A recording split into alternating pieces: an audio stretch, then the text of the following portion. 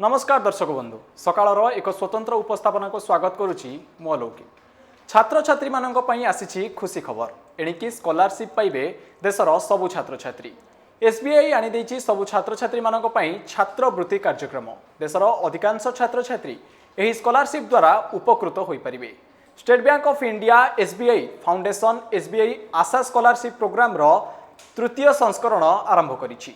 जमीहीन 10,000 प्रतिभाशाली छात्र छात्री को सहायता प्रदान करने यही छात्रवृत्तिर मुख्य लक्ष्य अटे।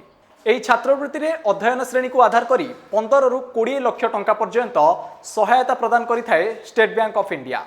तेबे यही छात्रवृत्ति षष्ठ श्रेणी नहीं स्नातकोत्तर स्तर पर्यंत समस्त छात्र छात्री उपकृत हो पारिबे। तेबे आसंतु जानिबा यही छात्रवृत्ति पाइबा पई कोन रहिछि योग्यता और एहाकू आपण किपरि आवेदन करिवे।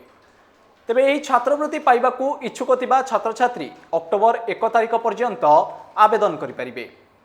एथिपई sbiif.asascholarship.in वेबसाइट रे समस्त तथ्य रहिछि।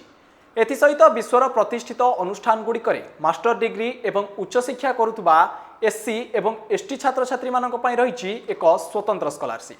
एही श्रेणी रे अंतर्भुक्त समस्त छात्र छात्री मानक पई एक स्वतंत्र विदेश रे अध्ययन श्रेणी आरंभ करा जायछि।